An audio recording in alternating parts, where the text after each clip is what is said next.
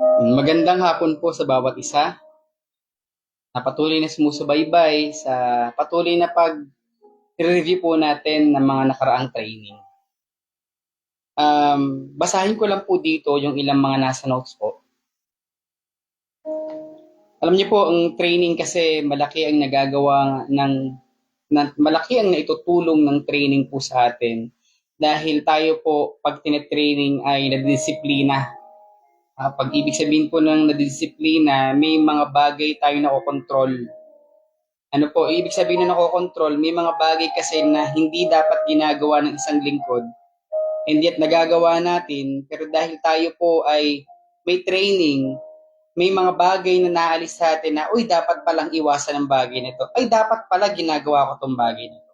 So, maganda po ang ginawa po sa atin ng Panginoon nung last training dahil nakita po natin gaano ba tayo kagusto ng Diyos na mas maging fine na lingkod. Ibig sabihin, nire-refine tayo, gusto ng Diyos na hindi lang natin basta gustong maglingkod, kundi payag din tayo na sa paglilingkod po natin ay may mga bagay talagang aalisin ng Panginoon. May mga bagay na ituturo ang Diyos, may mga bagay na i-correct si Lord sa atin at maging payag lang tayo. Alam niyo po, maaaring tayo po ay punong-puno ng desire. Pero kung yung desire po na yan ay walang aksyon, baliwala po yung desire na yan. Kailangan kasi lagyan po natin ng aksyon dahil naniniwala po tayo, sabi nga po ng salita ng Diyos, ang mananatiling tapat hanggang wakas ang siyang maliligtas. Ibig sabihin po, ang mga makakasurvive lang po talaga ay mga matitibay. Pero praise the Lord kasi lahat po tayo na naka-attend ng training, ibig sabihin pinakita mong I survived. Ano po? Natapos ang 2024, nandito po tayo ngayon sa 2025, mas magiging effective and efficient pa tayo sa paglilingkod na gagawin natin. Amen po.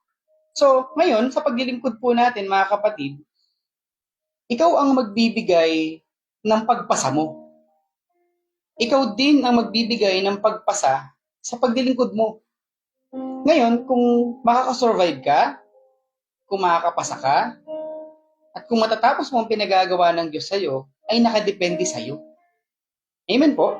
Kasi tayo po bilang mga lingkod, ikaw yung gagawa ng ikaw ang gagawa ng ikaga-graduate mo. Naalala ko po, sabi ng isang teacher sa kanyang estudyante, ito yung grade mo. Minsan, ginawa ng estudyante, lumalapit siya sa teacher niya, nagrereklamo. Sabi niya, ma'am, bakit yung mga grade ko bagsak-bagsak? Ngayon, ang ginawa ng teacher, sabi niya, ito yung computation ng grade mo. Pinakita, ito yung resulta ng exam mo, ito yung quiz mo, ito yung recitation mo, hindi ka nagpapasa ng mga projects, and so on and so forth. Ang dami niyang hindi ginagawa. And yet, nagde-demand yung estudyante. Sinasabi niya, ma'am, sir, bakit ako bagsak? Ngayon, hindi ko makalimutan yung sinabi ng teacher nang sabi niya, ikaw ang naggagawa ng grade mo. Ikaw ang gumagawa ng ikapapasa mo. At kung i-relate po natin sa paglilingkod po natin, mga kapatid, ikaw yung gagawa na ikapapasa mo. Tinuturo po sa ating training na ikaw yung magtatrabaho ng ikapapasa mo. Sa totoo lang, maging sa pagpapala na tatanggapin natin na nakadepende sa aksyon na ginagawa mo. Ano po? Ngayon po, pupunta naman po tayo sa part na ito. Di ba po, tinuturo po sa atin doon na kagaya po ni Naaman, kilala po natin si Naaman, na-share na rin po ito ng iba nating mga kasamahan, na siya po ay merong ketong, pero kilala siyang tao. Mataas ang katungkulan niya at kailangan niya ng, alam niyo po yun, yung gusto niyang gumaling. At alam ko po, doon sa ibang version ng Bible, sinabi niya doon sa alipin niya na gagawin niya ang lahat para lang gumaling.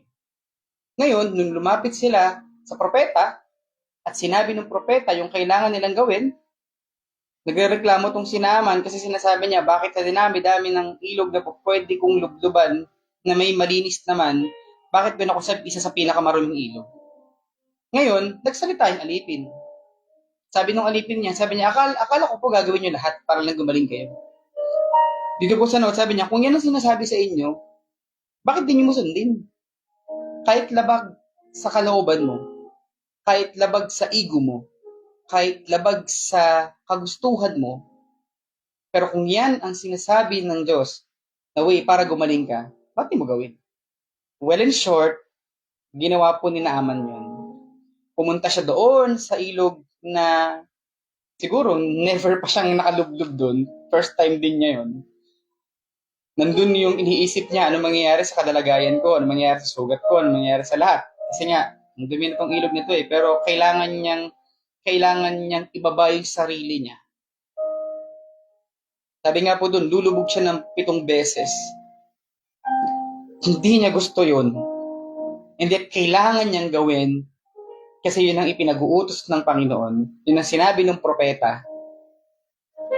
Nung pumunta siya dun sa ilog na yun, every time na lulubog siya, yun yung senyales na siya ay nagpapakumbaba. Na Panginoon, iniaasa ko sa iyo yung kagalingan ko. Susundin ko yung sinabi ng propeta, lulubog ako. At alam niyo po, alam naman po natin nangyari, after ng 7 times ng paglubog niya, siya ay gumaling. Sabi nga, naging putis bata siya. Kumanda yung putis niya. Alam niyo po, sabi dito, humble yourself before the Lord, and in due time, He will lift you up. Alam niyo po, nakita ang kabutihan ng Diyos sa buhay ni Naaman nung ginawa niya yung pinagagawa sa kanya. Ngayon, ang sekreto talaga, sumunod siya doon sa pinagagawa sa kanya. Ibig sabihin, ngayon, hindi ako yung Naaman na may mataas na katungkulan. Ngayon, hindi ako yung Naaman na kilalang tao, kundi ako yung Naaman na kailangan ibaba ko yung sarili ko. At sa totoo lang, 7 beses siyang nagpakumbaba. At dahil sa pagpapakumbaba niya na yun, nagdulot ko ng kagalingan sa kanyang buhay. Ngayon, sa atin din, ng mga lingkod. The more na itinataas ng Diyos yung level ng ministry mo, ibig sabihin, dapat mas lalo kang nagpapakababa. Mas lalong lumalalim yung pagiging mapagpakumbaba natin. Amen po. Ngayon, talagang dadaan po tayo sa test of humility. Talagang dadaan po tayo dyan. Sabi nga po dito, if you want to be great, be the servant of all. Kailangan maging servant tayo. Kasi ang greatest love na pwede nating maibigay ay yung iaali mo ang buhay mo para sa iba. Alam niyo po, sabi nga, ang tunay na lingkod, always available siya sa tupa niya. Ang tunay na pastor, lagi siyang available sa tupa niya, itinuturo po sa atin ito sa training.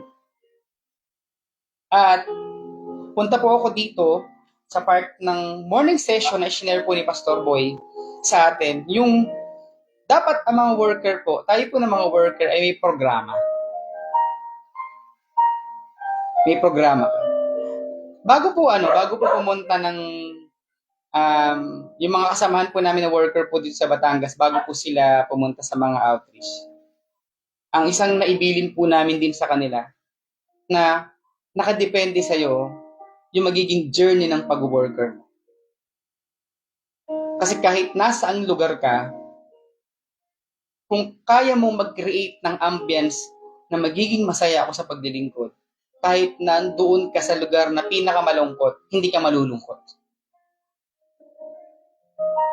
Kung nasa isip natin ang paglilingkod, ngayon, idadala ka dun sa lugar na hindi ka komportable, isasama sa'yo yung worker na hindi mo gusto, and yet, ikaw ang gagawa ng journey ng pag-worker mo, na kapag nandun ka na sa field, gagawa ka ng ambience na itong lugar na to, magugustuhan ko at magiging masaya ako sa paglilingkod. Kahit na maaaring hindi ko gusto yung ugali ng kasama ko, pero kailangan mag-create ka na kailangan magustuhan mo yung ugali niya. Kailangan maging maganda yung band nyo. Ganun po ang itinuturo po sa atin. Kasi yung mga taong walang strategy, talo. Nasisira ang buhay ng isang lingkod kung wala siyang strategy. At yung paglilingkod po natin ay walang mapupuntahan kung wala tayong plano. Ngayon, talagang sa paglilingkod po natin, ay makakaramdam talaga tayo ng pagod. Sino ba namang hindi napapagod dito? Hindi pwedeng hindi ka mapapagod kasi nga, ang habol natin ay work Kaya nga tayo tinawag na church worker, ibig sabihin may work tayong kailangang gawin. So kung nagtatrabaho, I mean kung napapagod ka, ibig sabihin may magandang resulta yan. Amen po. Halimbawa, nakakaramdam ka na after ng buong araw ng paglilingkod, hihiga ka, sasabihin mo nakakapagod yung buong araw na ito. Pero alam mong sulit ang paglilingkod na ginawa. Dito nga po sa Batangas, ano po yung service namin? 3. Meron po kami yung service sa 8:30 to 10 sa bagong bukas simbahan. Tapos merong 10:30 to 12 sa isang simbahan pa, sa satellite church natin. Hanggang sa magla-lunch ka lang, tapos biyahe ka ulit. Punta ka doon sa Santo Tomas. 3:30 to 5 naman. So, kung nakakaramdam tayo ng pagod, ibig sabihin, naglilingkod ka.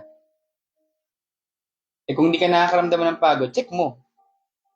Check natin yung paglilingkod natin. So, normally, makakaramdam talaga tayo ng pagod kasi naglilingkod tayo. At dito po, kung bubuksan po natin yung Matthew chapter 16 verse 18, nakalagay po doon, and sinabi ni Jesus, "Upon this rock, I will build my church." So ano bang substance ng rock? Di syempre, mga solid materials. Basta rock, matibay yan. Bato yan. Halimbawa, itong kamao na to, pag sinuntok mo sa pader, masusugatan to. Bakit? Matigas yun. Sabi ng Diyos, ganung character ang gusto ng Diyos na maging character natin. Na maging matibay tayo. Dapat hindi ka soft, hindi ka mabilis ma-offend, dapat hindi ka mahina. Kailangan strong yung character natin. Kung dumarating man yung time na ikaw ay pinupuri, anong magiging ugali mo? Pero kung dumarating din yung time, kasi lahat tayo dadaan po dun. Walang lingkod na hindi dadaan sa darating time, pupurihin ka. Walang lingkod na hindi dadaan sa darating yung time na ikokorek ka. Maaaring ikaw ay pastor na, tapos ikokorek ka ng miyembro mo na mas mababa sa'yo. Darating yung time na gano'n. Pero ano magiging attitude natin? Ano magiging character natin? Kasi dapat sabi ng Panginoon, yung strong na characteristic ang dapat na meron tayo. Kasi dapat tayong mga lingkod, tayo pa yung mga lingkod na willing magpa-correct, dapat teachable tayo. Amen po. So tinuturo natin ito sa mga simbahan na dapat tayo mismo ay na-apply din natin. Na kung dumating man yung time na tayo ay i-correct, magpa-correct lang tayo. Kung dumating man yung time na dumaan ka sa bagay na hindi mo gusto, daanan mo. Kasama mo naman ang Panginoon. At dito po, kaya po tayo itinetrain sa, ilang ba tayo nag-training nun? Mas 100 plus ng mga full-time workers.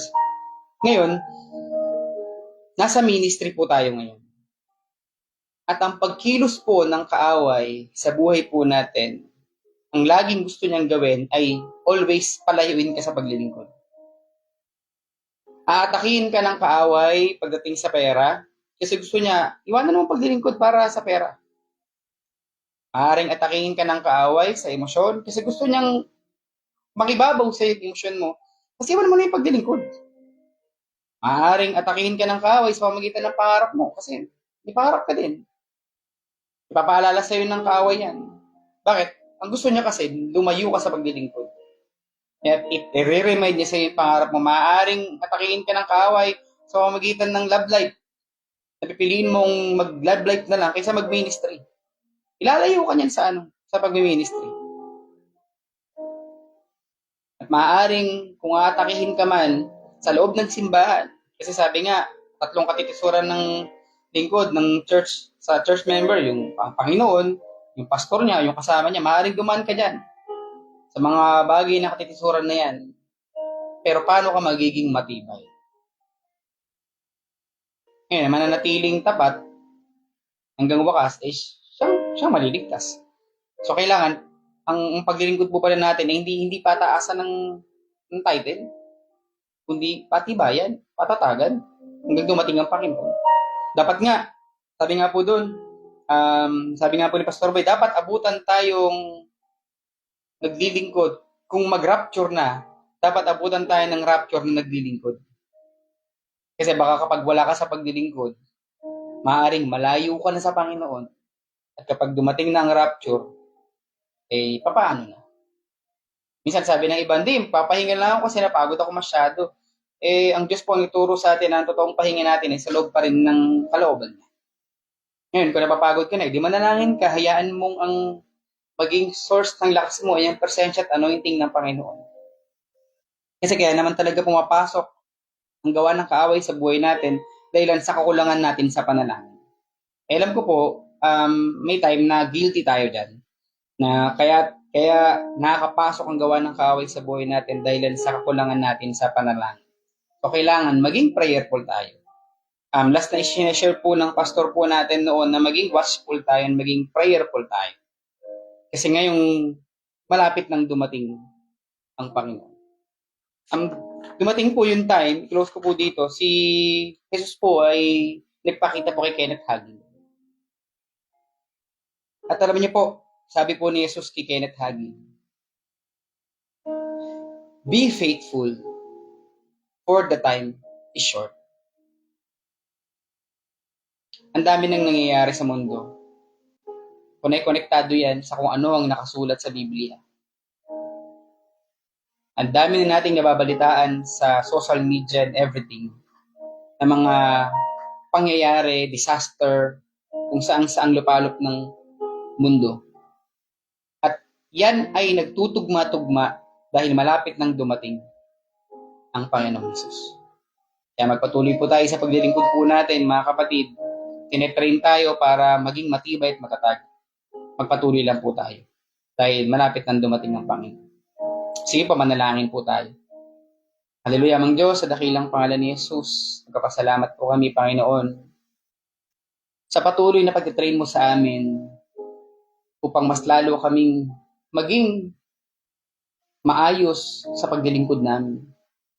Salamat sa mga correction mo, Panginoon. Salamat sa mga paalala mo sa amin na dapat namin gawin at sa mga bagay na hindi dapat namin gawin. Lord, alam namin sa paglilingkod namin na ito, kasama ka namin. Hindi mo kami iwan, hindi mo kayo pabayaan.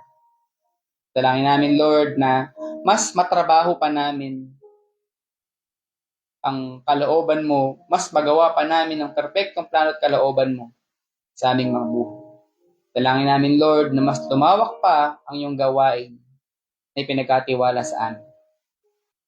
At Lord, dalangin din namin ang patuloy mong pagpapala sa mga kasamahan namin na patuloy na sumusubaybay sa Facebook Live na ito. Po aming dalangin sa pangalan ni Jesus. Amen. God bless po sa ating lahat. Ingat po kayo.